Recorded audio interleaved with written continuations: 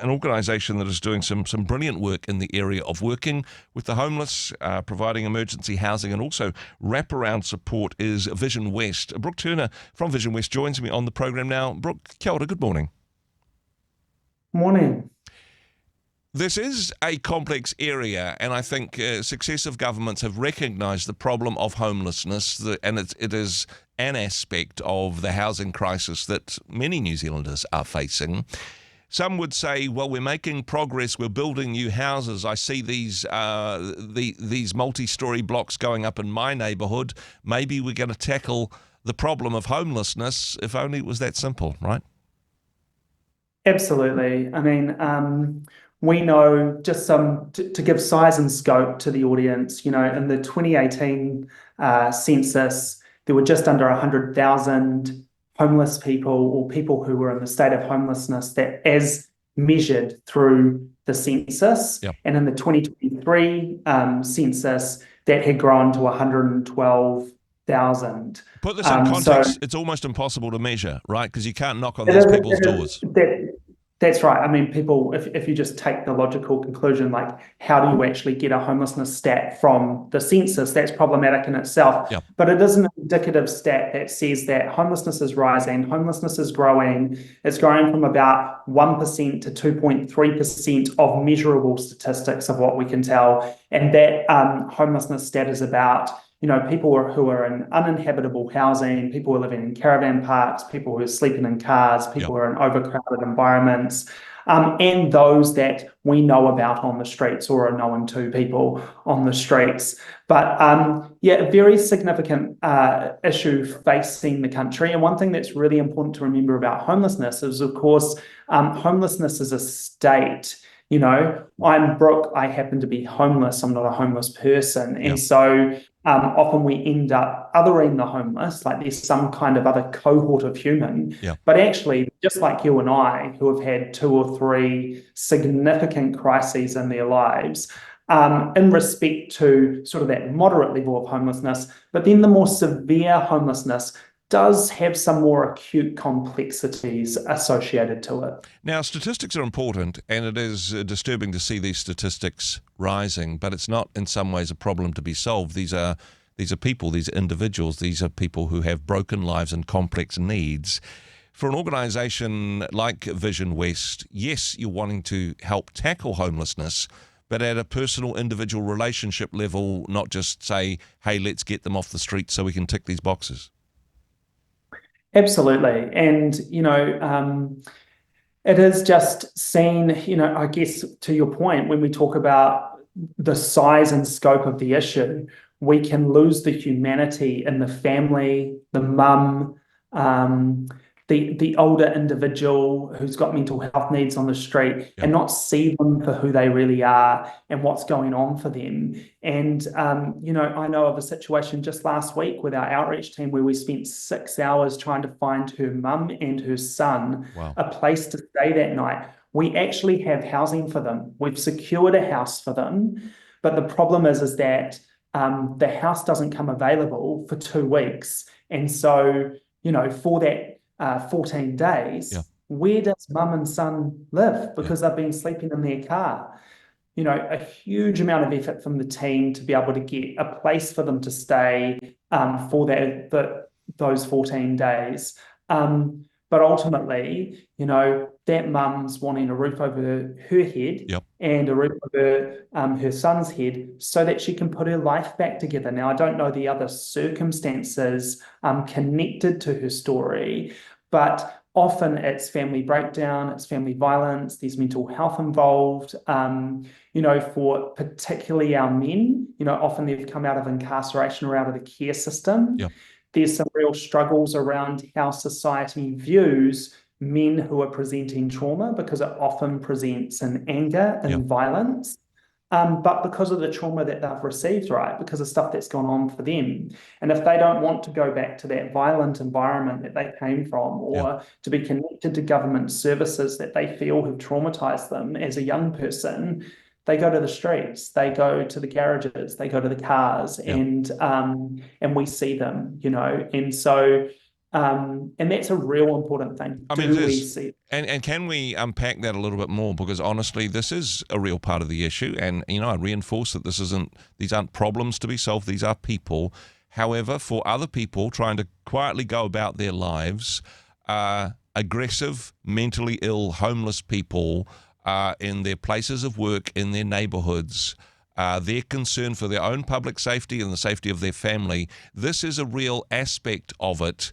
Again, this is part of the complexity, and this is part of the, I suppose, the social reaction to it, seeing homelessness as a problem rather than seeing the brokenness of the individual.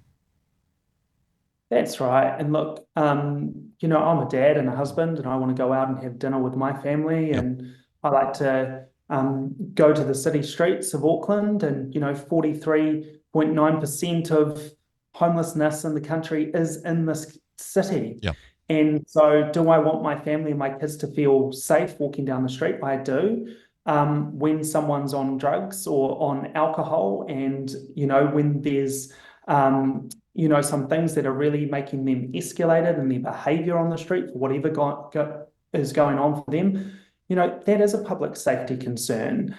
There are amazing things that are happening, though. There is a program in town called Manaaki Tangata. Mm-hmm. It's a small little discreet service that actually supports our rough sleepers in Auckland with a shower, a kai, ablutions, in a non-disclosed location that you and I wouldn't know about. I mean, Yep. I know about it because I know the people running it, but and actually our streeties go there, and that's a place where they can have a conversation, where they can talk, where they can get those things that they need. The day that I visited Manaaki Tangata, it was a summer's day in Auckland. It was really sunny, and I went in there and I was talking to the wahine who was running it, and everyone had just had breakfast. And I said, "Oh, where is everyone?" She said, "Oh, we've given them the towels because they wanted to go to the beach, and they'd used their AT hot cards to go to Mission Bay."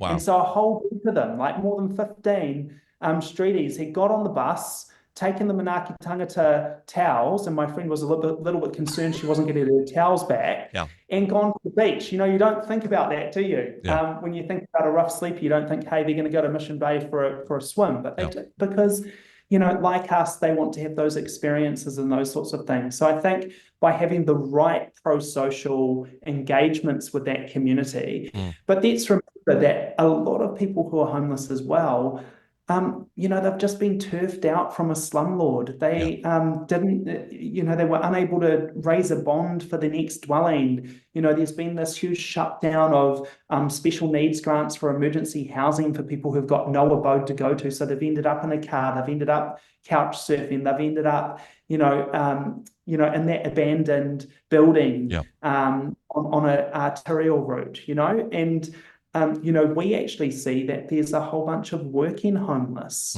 There's people who are sleeping in their cars from 9 till 5, choose not to pay a rent in this city that's so expensive, and possibly others.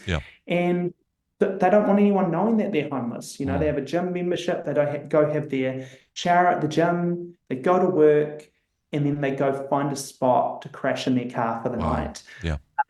So it takes all sorts. So our response, I think, is to understand where it's more complex, to your point, leave it to social services like VisionWest and the City Mission and Salvation Army to resolve that.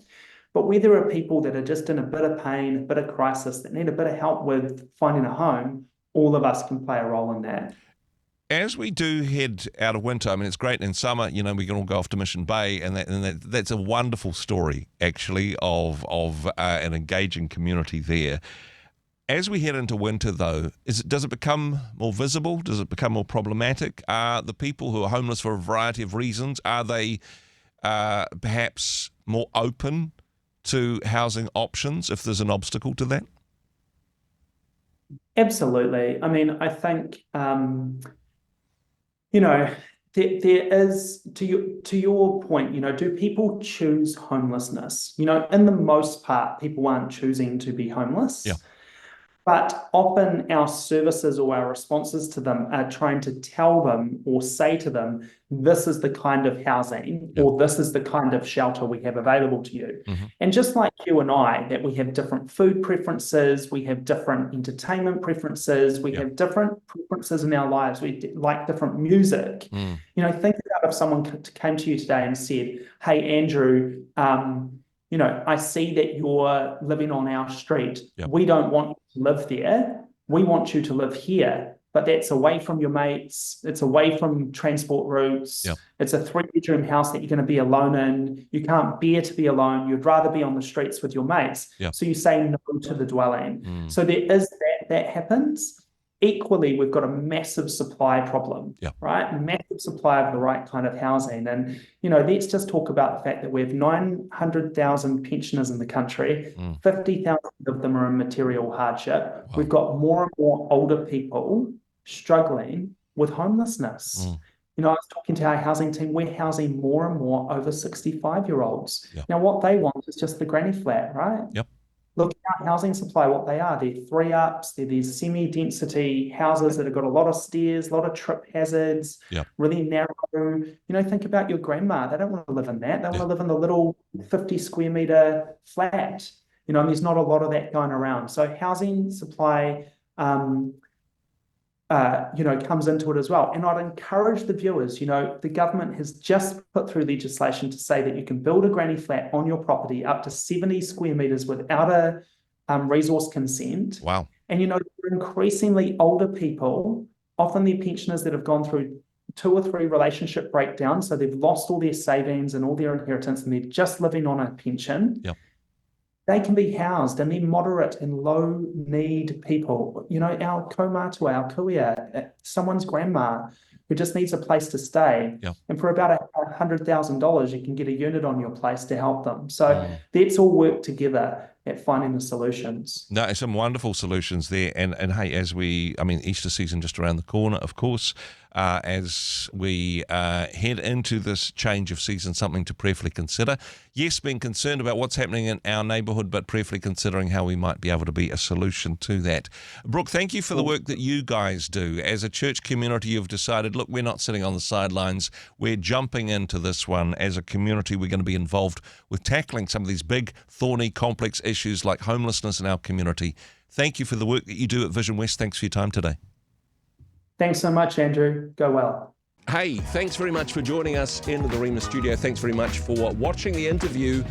It's kind of nice to have an audience, actually. And if you did like what you watched, then do give us a like, do give us the thumbs up. And if you'd like to see more interviews like that one, or perhaps even better, subscribe and those interviews will come straight to you. Don't forget to turn on your notifications, and we'll see you in the next one. Cheers.